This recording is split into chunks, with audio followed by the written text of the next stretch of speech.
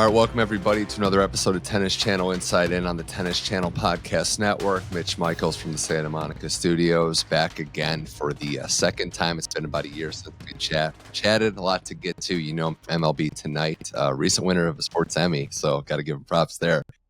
NHL Network studio shows as well as the Cinefile podcast. Adnan Virk, welcome back to the show. It's been quite some time, a lot to get into. I got my Unigo shirt on, so we're really ready to I love it, dude. We're locked in. It's great to see you again, Mitch. I had a blast last time we spoke, and I'm so excited when you reached out to discuss this Federer documentary, which, there's very few people as fired up as me or you, so I can't wait. We're kindred spirits and equally excited, and it's funny you mentioned shirts. Let's get right into it, okay? Because this is my favorite part of the documentary, is when Djokovic is talking about the tuxedo shirt versus the button-down shirt. And he's explaining it, going into detail, like, no, the tuxedo shirt's a certain way, and he's wearing a tuxedo shirt, and the guy he's with him, Federer, is listening into the conversation. The other guy goes, well, I really know your stuff. He goes, no, actually, I don't. Bjorn just saw me. Bjorn told me, no, this is a tuxedo shirt. Before I had a white shirt on. And eventually Federer, with a laugh, and goes, I'm going to go change my effing shirt. And they literally see him in the hallway take his shirt off. One thing I always appreciate about Federer, too, Mitch, all these metrosexuals, Federer not waxing, hairy guy. I love it. Roger just taking the shirt off, slim as ever, still looks great, puts on the button down. It was one of those, like, for a documentary, and again, we'll discuss it in detail. I enjoyed it, but it wasn't particularly revelatory. But that was a good moment. That it was like, that was just an unvarnished look at tennis guys talking and Federer's very underrated sense of humor. Yeah, the hairiness thing, it's like Pete Sampras, Federer guys that just let it all go. And I thought it was a nice nod to history that they got shirtless Bjorn Borg in there from the 70s. Nice little Bjorn nod. Borg still a sex symbol, man. With that hair, he still looks unbelievable. Bjorn Borg makes the ladies go wild. So, and I think this documentary did a good job because it wasn't trying to do anything about a career retrospective. This was just a straightforward 12 days. Federer, the final 12 days for those following at home who haven't seen it. I recommend that you do. It does feel like it was kind of a world ago. I guess we could start there. This was Laver Cup 2022. We haven't even hit 2 years, but it feels like a different capsule in time. No, it's a great point, man. I believe you're on the West Coast. I'm East Coast. I remember hearing about it. And of course, it was so sad that Roger was calling to an end. But I said, I can't wait to watch it. So by Eastern time zone, it was like, I want to say like 9 Eastern. I remember getting home. It was a Friday night. And I was like, all right, I got to put the kids to bed. I'm going to watch this and lock in. And it was weird. It was a weird way to go out. Certainly much better than losing to Herbert Urkach at Wimbledon, which I'll never forget, that 6-love bagel in the third. God, it was so painful. But obviously Roger wasn't healthy, so that happens. But the Laver Cup, I'm like, it's an exhibition, so it doesn't mean anything. But he's with all these great players. He's playing with Nadal in a doubles match at the O2 Arena in London. So it was, I remember just thinking it was weird. Like, it was just an odd send-off. Like, it's not what you see normally from LeBron James, Wayne Gretzky, whoever the star player you want. It's like, it's an exhibition, and yet it felt important. And Roger still had some good plays. There were still a couple nice serves, a couple nice forehand winners, a couple plays he'd like to have back. They didn't end up winning that one match, but it was an odd way to end it. And you're right, it feels like a lifetime ago. If you just said to me, I'm like, oh, it's probably 4 or 5 years ago, and it was only 2022. It's been 2 years. It feels like he's been retired for longer. Maybe that's because he battled those injuries, as you know, especially the right knee injuries for so long. It was sporadic playing down the stretch. But yeah, aside from the shirt exchange, probably the thing I was most struck by was the relationship with Rafa. And, you and I saw it obviously live and saw them both crying and stuff. But seeing it behind the scenes, it was really, I can't think of any other relationship like that in pro sports. I can't think of any rivals, Magic, Bird, whoever it is. I'm like, I can't think of like two guys who are genuine rivals. Like, they absolutely are trying to tear each other's hearts out, but there's genuinely love and affection. And particularly from Rafa's end, like, Roger's an emotional guy, and we all know he's the best, and he's such a sincere person and compassionate. But for Rafa to be that overwhelmed, like, I guess there's a lot of elements to it. Like, you see your rival retiring and realize your time is soon, and you realize that you became better because of him. He pushed you to new heights you probably weren't capable of. So it's there's so much unspoken love between them, and also spoken love. Like, you hear Roger saying things to them, and even he says that, everyone always points out Djokovic is not as close with the two of them. But I still think they have a better relationship than people realize. And Roger actually says in the doc, he said, no, I said something to Novak, and then he started to lose it at the Laver Cup as well. So who knows what Roger may have said, like, hey, I have great respect for you too, or, we know you have the most majors, whatever it was. But yeah, it was an odd way to send it off, but very emotional and very genuine. It was just great to see Roger with his family. The twins are so big now. I can't believe it. Like, I remember when they were born, how little they were, and the fact they get to see Dad play. And even early on, like, you see one of his kids coming back for like Leo or Lenny coming back for like a soccer match, got the jersey on. Like, how'd you play today? Like, just like a typical dad, messing up his hair and stuff. It was really sweet to see. Yeah, there was a few things in there. the Djokovic side of thing, I know that him being emotional stood out to me, given the fact that Djokovic and Federer publicly haven't had the best relationship. But again, we Correct. don't see things behind the scenes. So we're going to point out things in the media that were said. Maybe people are mad, but I would relate it to getting mad at anybody. There's things past, time passes. It's all this stuff's too short. Then the Nadal angle was what people I think are going to talk about the most, Adnan, because you look at what this meant to the rivalry and to tennis itself. You lose a piece of yourself when you lose a rival is a way to look at it. And if I was going to take one quote from this, it would be Nadal said, like, I'm going to miss him for the rest of their career. I'm doing this because, this was part of this special feeling. We were able to accomplish something special. It was a very big picture look at it for Nadal, who, by the way, was not healthy. His wife was, I think, 8 or 9 months in labor. But he dropped his plans and said, yeah, sure, I'll be there. Whatever you need, I'm there. Yeah, that's a great point. When people say this guy came to this event, like, you just always assume it's no problem. Like, these guys are rich, they're millionaires, they're jet setters, they can make it happen. Like, no, dude, the guy's wife's pregnant. Like, he's got stuff going on. Like, this isn't a minor thing. And you're right. It's like, no, I will be there no matter what. It just makes me think, I'm sure you think in your life, people you're close to, like, when their parents may pass away, whatever event may be, like, when you say, I'll be there, I'm like, okay, like, that's not an easy thing sometimes. But if you're a genuinely close friend, like, no, I'll be there, man. Like, no matter what, I'm going to make it happen. And you're right. That was genuine that Rafa wanted to be there. And the fact they played doubles together, like, it would have made more sense if they'd been antagonists playing against each other. But in some ways, it was more symmetry that it was like, oh, you've seen them so many times against each other. Now, for the first time ever, Rafa and Roger together. It's like, all right, Deadpool and Wolverine joining forces now. Like, that's kind of the vibe to it. And you're right. Just to piggyback on the Novak point, I think you're right. Publicly, hey, they may have said some things.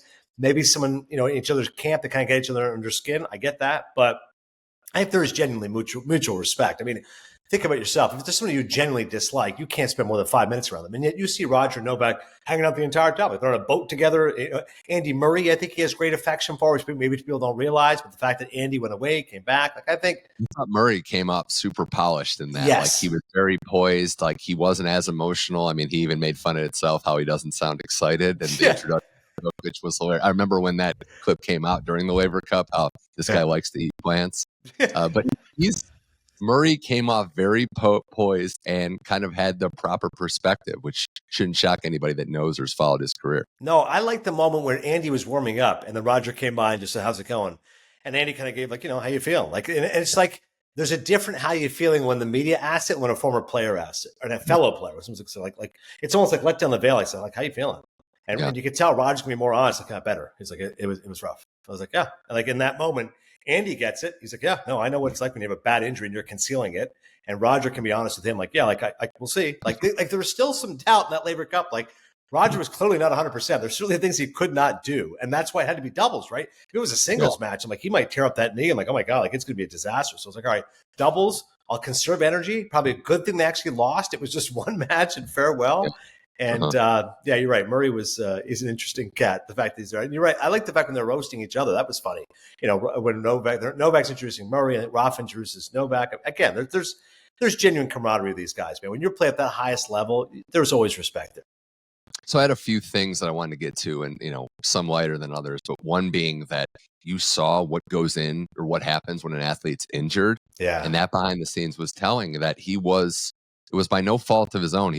Roger is putting in the time, he's working, he's rehabbing, and it got to a point where there just wasn't improvement. And when you get to a certain age, and he got to 41, I mean, that is putting father time on the ropes, but other time doesn't lose. And I thought seeing that side of what non-sports people or people that don't really know what it's like and what these athletes do just to give themselves a chance, I thought was very revealing. Yeah, I like seeing them working out a little bit, and you just see how, like, the regime that you got to go through. Because Roger's so thin, he's so fit, and it's like, no, but what these guys put themselves through, just leg extensions and squats and stuff, trying to rebuild that knee, and like seeing him in a surgery room, like you never see the vulnerability of Roger. Like, yeah, okay, like he's human like us. You can get the cap on, but to have a major surgery, he's with the doctor, thumbs up, like it's multiple knee surgeries. And I loved his agent as well. When Tony was laughing, saying, when they're actually going to release his release statement that he's going to retire. And he's like, people have been thinking you're going to retire for like 12 years. He's like, that's not an exaggeration. Since 2009 or 2010, everyone's like, when's Roger going to hang him up? So the fact that he lasted into his 40s is remarkable. Like, I remember when he was trying to come back, my mom's like, he should just retire. Like, he's not going to win again. And I was like, but like, who cares? Like, if that's your goal, is just to win majors, that's one thing. But if he just loves to play and he wants to be in the court again, like, who are you to disparage his dream and tell him when he should stop? So you see that times, right? Athletes go in towards mediocrity, or by their own standards, they can't be as successful as they once were, but they still love doing it. Then who are you to tell them to stop? Because once you stop, it is over forever. And he does have that self-realization that, like, yeah, a part of my life is over. And I'm sure you read the article recently, I think it was in GQ, where he was talking about the fact how often he plays tennis now. He's like, not very much. He's like, how much do you watch it? And he's like, I watch highlights. I rarely watch matches. He's like, when I watch highlights, I keep up what's going on. And he has his kids playing it. And he even says his kids aren't that into it. But he kind of forces them, because he's like, because of my life, we're always going to be around tennis people. So they're always going to just assume they play tennis. So I'm like, you kind of have to do it, because there'll be a moment that, who knows, it's going to be a father-daughter thing that you got to be able to swing it a little bit. So I thought that was a pretty funny, like, he's such a laid-back guy, and you can't ever imagine him being demanding. But I'm just laughing at his daughters, like, we don't want to play tennis. You have to. Like, like, when I'm Roger Federer, you have to at least be adequate at tennis so we can do this together. But yeah, I agree with you.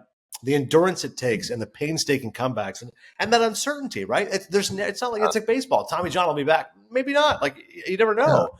And the fact that Roger was still able to win even when he was ailing, and it's actually probably my favorite point about Federer, I will say, is this.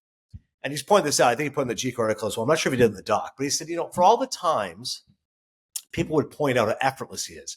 And in the documentary, you hear McEnroe say, the most beautiful player I've ever seen, the most graceful, the most elegant. Roger's like, it's not like I didn't care. Like, when everyone's like effortless, I'm like, it's not that I wasn't grinding. I'm just not grunting like Rafa. I'm just not screaming like Djokovic. But trust me, in my heart, I want it as much as anybody, just because I'm not as emotive as those guys. And of course, Roger would have those moments of fist pump. He was certainly get emotional and cry. When Rafa beat him at the Aussie Open, but he's like, he almost kind of is a little resentful, this effortless level. He's like, no, I'm working as hard as anybody, man. You're right. And to your point, a couple of weeks ago on this show, I chatted with Greg Gruzetsky, and we were talking about Federer's commencement speech at Dartmouth, and how that went well. And he said, I knew these all the British tennis players, and everyone talked about how effortless it was for Federer. But they didn't see what those guys saw in Dubai, 6-hour training blocks a day, just grinding nonstop. So yes, he made it look easy, but it wasn't easy for him. He actually put the time in. So that said, though, I have to say those old highlights of Federer in his prime look pretty good. Oh, bringing back some memories. It was awesome, man. It was like, and that's part of it. Like, as much as I enjoy the documentary, I still want like a 6-hour Federer documentary. Like, I literally want to go through year by year. I want like 20 minutes on each major win. Like, I still want to be able to see that, because I think you and I discussed this last time, his career is really fascinating in that it was like upstart, takes out Sampras, new kid in town, then just racking up 3 slams a year with not much competition. Then here come Rafa and Djokovic. You think Federer's done, but no, he's still there. And he never became more popular than later in his career. But I kind of miss early Fed. Like, I want to go back and watch like the first 12 slam wins. Yeah. Like, Ponytail Fed, before he was like hanging out with Anna Wintour, before like he knew style and stuff. Like, I want to watch that Federer again when he was winning like 03, 04, winning 3 slams. You're like, what was that Federer like? Like that, those matches were ridiculous. Like, we focus a lot on early Fed beats Pete, and then like we jump ahead to like 07, 08. And all of a sudden you're like, that Federer Nadal. I'm like, no, I kind of want to go back to that stretch again, because you're right. That Ponytail Fed was like, it was ridiculous how dominant he was. Yeah, that match against Agassi, I think, Agassi in the 05 U.S. Open Finals, one of the best ball striking exhibitions by both sides. Agassi was the wily vet, and they were just crushing it. You're more here now with Adnan Virk on Tennis Channel Inside In, because I did want to get to another part of the Federer documentary, maybe my favorite part. And we talk about tennis, it is an individual sport. But to me, my favorite part was the locker room. And Federer talked about how much he appreciated being around the guys, especially the younger guys that he said keep them young, and they're like at the learning tree. I think what's so cool, and we can get into the bigger picture, but Roger Federer, much like you would have said about a guy like Tom Brady or some of these elite guys, but he's just one of the guys. He's just one of the boys in the locker room. And that is something that you can't replace when you leave it. I think that's what you miss, other than the act of actually playing. You miss that locker room feeling, that camaraderie. It's just such a special place. And in civilized life, there really is nothing like being one of the boys in the locker room. Oh, 100%. If there's one word to describe Federer, it's goofy. Right? He loves to text message with emojis. He loves to like crack jokes with the guys. And you could totally picture him in that locker room. Like, he's not quite court jester like George Clooney playing practical jokes on the guys on a film set, but he likes to kid around. Like, he's not intense Federer. Like, he's in there like cracking jokes and goofing on guys and just, like that's Fed, like gentle ribbing. And as you said, that's the camaraderie you get with the guys. And like, he doesn't strike me as somebody who's like crass. Like I don't think he's like locker room humor, like talking about girls and like booze and partying. But like he likes to be with the guys, as you said. He likes to crack jokes, likes to hit balls. He likes to win. He likes to be better than them. Like anybody who's great, it's like, yeah, I'm going to take your lunch money. Watch this. And I thought one of the cooler moments was after we saw him on the court saying goodbye and crying, et cetera. You then saw him in that locker room. You're right. And he's like, again, like he's already kind of said goodbye for the cameras, but now it's goodbye again, 1-to-1. Like, hey, guys, thanks so much. And I'll be here tomorrow and I'll watch you again. I'll cheer you on. But to each of you, thank you so much. And I'm like, you're right. That's you have to love the grind. You have to love that aspect of it. I mean, the travel's insane. You can argue first class, blah, blah, blah, but you're all over the place all the time. And as he has said, he's an extrovert, right? He draws energy from other people. Roger is rarely, if ever, alone. He's always with Mirka and the kids or his business partner or Tony or whomever. Like, I love that Mary Jo Fernandez early in the doc, you see her, of course, very close Roger Federer friend. So he's kind of always got his team with him. Like he likes to have that team. But you're right. He does like to be one of the guys. As much as he's suave and dignified and the James Bond of tennis, like just cracking jokes with the boys, he loves that stuff. You got to see Rafa, he was emotional, but also the lighter side of him. Lorenzo Sonego took a shot for the grunt in there, and it was funny seeing Berrettini, his Italian brother, trying to defend him. But the other side of this that's huge, and I think, something I've talked with Paul Anacone, who works with Taylor Fritz, the other young guys that got the chance to be there, I think that's invaluable. To see that and see what that moment meant and be a part of history. Yeah, that's a real area I think people don't realize as well about Federer was that his influence on others. Like as I've said often and often why he's the GOAT, and people immediately look at the majors and they go, listen, if you want to qualify the best player of all time just by majors, then of course Federer would be third. I recognize that Djokovic and Nadal have more majors than him. But if you want to look at the influence on tennis personnel, influence in the game, and what could be more important than raising the popularity of the game, then no one's done that more than Roger Federer. Like if you ask someone, hey, what made you pick up a racket again? And I'm a very average tennis player who plays once or twice a week. But it's Roger. Like when you watch Roger, like I want to go play tennis like him. Like it's so beautiful, it's so elegant, so effortless. Like I love it, man. I just love watching that guy play tennis. The fact that David Foster Wallace had that article, Federer's religious experience. And again, you and I have been to tennis events all over. And yeah, they go really happy for Djokovic. I watched Federer Djokovic US Open final. A couple Serbian guys behind me, pretty loud. They're into it. And then even at the end, they're like, hey, Roger's our favorite player. Like we love Novak, but like we love Roger. Yeah. Rafa's very popular, but no one's quite there to Federer. So if there's a young player, like you said, like a Taylor Fritz, who can just be around him. And like, it's like whenever I want to take tennis lessons, my coach is like, just pick up one or two things. Like just notice the grip that I have on the racket today on the serve. Just notice when the forehand comes, the way your body position should be. Those guys are probably thinking in their head, just pick up one or two things from Roger. Like whether it's his game or something that you see that you never realize, or just something about his composure, the way he's interacting with people, like just his sense of humor, the way he remembers names, his recall for things. It's like Roger Federer is teaching not only to be a great tennis player, but also a great person. And you're right. I think he's openly willing to give back to those guys. It's not like he's this great player who's kind of guarded. Like I adore Derek Jeter, but I had guys who I know played on the Yankees, and they're like, A-Rod was actually friendlier. Like A-Rod was actually more one of the guys, happy to give tips, whatever. Jeter was kind of in his own cocoon, tight with Posada, that's it. That's not Roger. Like anybody who wants to talk to Roger is happy to do it. And he strikes me as the type that anybody who would want advice and was happy to hear it would have a conversation. Again, that GQ article, he mentioned the fact that, again, he doesn't play tennis often, but he was at, I can't remember what it was, might have been Wawrinka's kids or wherever it was. He was somewhere, and he was, hit it like this. And he was like, it was like riding a bike. He just had that same forehand again. I think it might have been at Stanford. It was Tony Stanford. God's son. Yeah, Yes. and he was kind of giving advice to the team, and he's like, it's just muscle memory. Yes. No, it was very special to see, and just final observations on this doc. The family stuff's emotional. Mirka saying she's going to miss watching him play just because of how good it was. Yeah. You have to say goodbye. I think it was a fitting way to do it. I know the storybook ending in a way, and I think that's part of why I like this documentary and why sports, the best reality show ever. You don't get the Hollywood ending. Yeah. He didn't win the match. He didn't go out looking his best. That's how evolution works. And he said it himself. I'm the oldest. I'm supposed to go out first. So yeah, I like that point too. You're right. It makes sense that he would go first, right? It would feel something tragic if the guy left who was younger. It still feels sad that Bjork left at 28. It's crazy. It's like he had so much more tennis left. And it just shows how the game has changed. Like when Borg left or McEnroe left or even Pete, it's like, oh, they had a good run. Agassi coming back, a second win. Like these guys are playing like Roger played into his 40s. It's just insane to me. And you're right. But again, it's almost like people admired him more when he was younger because he was a cyborg and he was dominant.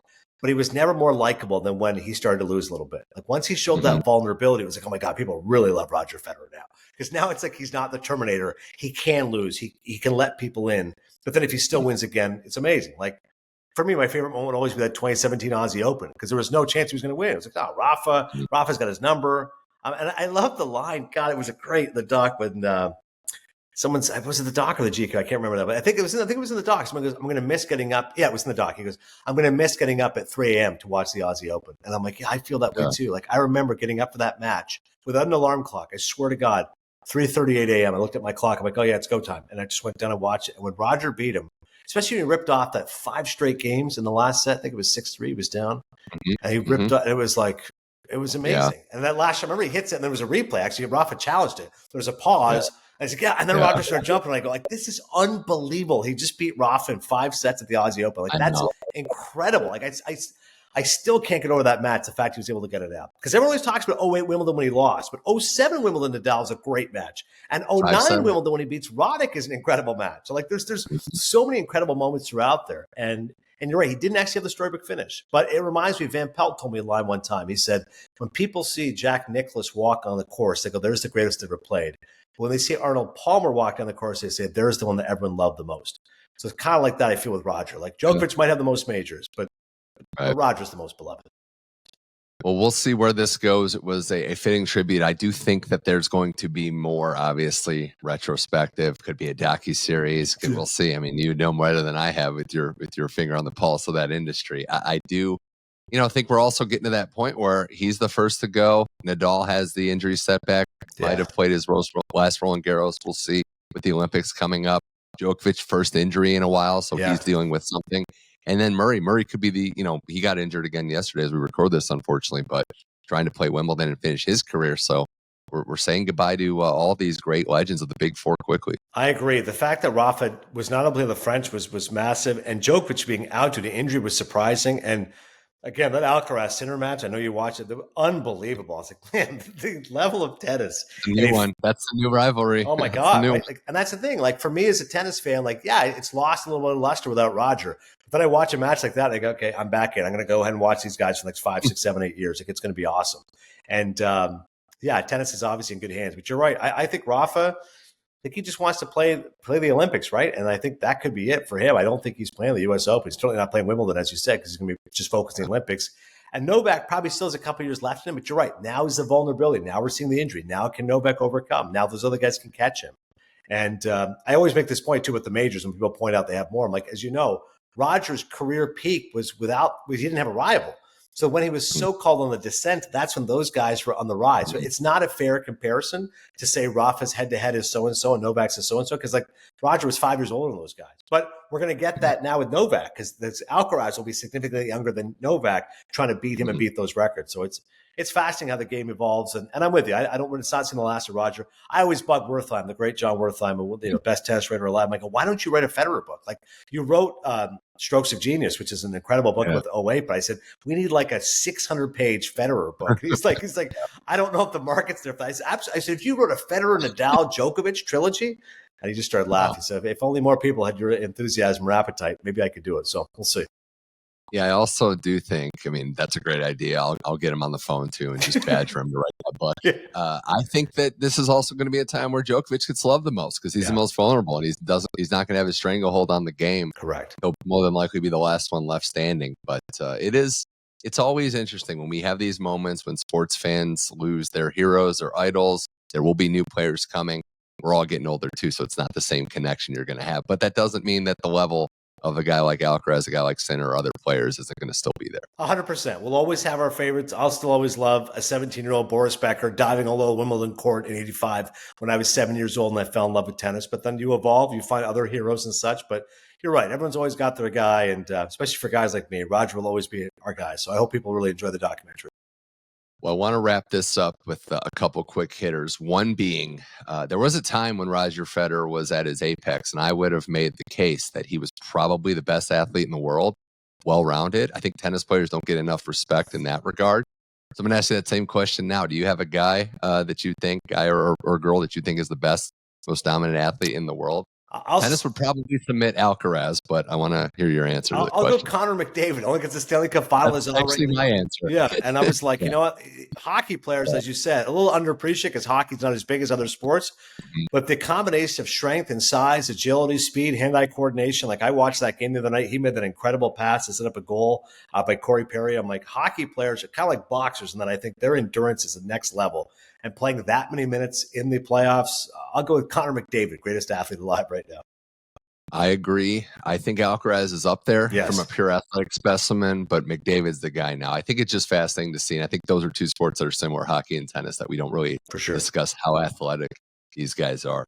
Also wanted to give you a shout out for, again, the Sports Emmy. It's got to be pretty cool to be recognized by your peers being their best sports daily show for that MLB Tonight stuff. So you guys have been doing great work, and nice to see it pay off. No, thanks so much, Mitch. It was a total team effort, and I was thrilled to be there and win. And as I've been joking ever since, I do this job for the external validation. So I'm glad it finally came through. And I got it, 3-hour and 10-minute award show. We were the 45th of 45 categories. And I turned to my coordinating producer, Chris Rolenbeck, and I said, we better win. This has been a colossal waste of time. And they're supposed to say the Emmy goes to. Instead, the Kid Merrill said the MLB goes to. We were the only MLB nominated show. Dead giveaway that we won. And to beat 4 ESPN shows, SportsCenter, PTI, NFL Live, NBA account, and it was incredible, man. So thank you for mentioning. For sure. I did have to ask you as well, though. Is there anything new in the movie world? I know you're a film junkie. What should we be paying attention to on the outside? Yeah, it's funny. The summer movies are always interesting because you get a lot of sequels and also kids movies. So Inside Out 2, my kids and I really enjoyed it. I'm going to review that on my podcast, Cinephile. Furiosa, I thought was really good. Of course, the Mad Max Fury Road prequel, although it's tough to top Fury Road. So those have been a couple movies I've been looking forward to. I'm going to be interviewing Sam Morril, who's a really big comedian.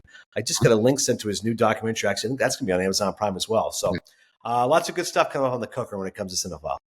All right, Adnan Virk, you've been a great guest on the show as always. Final question, real quick hitter. Who do you have winning Wimbledon? Do you have some picks on the men's and women's side, or it's we got to get the intel. It's tough to go against Alcaraz, man. Like especially when Sinner went up, I was like, God, this is now perhaps not quite changing the guard, but Sinner can prove what he can do. But I got to go with Alcaraz, man. It's tough to bet against this guy who looks like he's going to be racking up majors by the bushel. Just his endurance, the way defense to offense, the transitions, it's incredible. And women's side, why not? Let's go Swiatek. Swiatek, I should say, sorry. Why not? She's been great on clay, obviously, good on grass as well. Tough to dethrone at number one. So I will unfortunately go chalk. Okay. Alcaraz and Swiatek. Who do you got? Wow, it's a little too early to say. I like Alcaraz, but I don't think I'm going to go Iga just yet. I also maybe I'm saying I want to see some different major winners because if she wins on grass, then it's like, what are we doing here? Sabalenka, Coco. It's probably one of those two for me.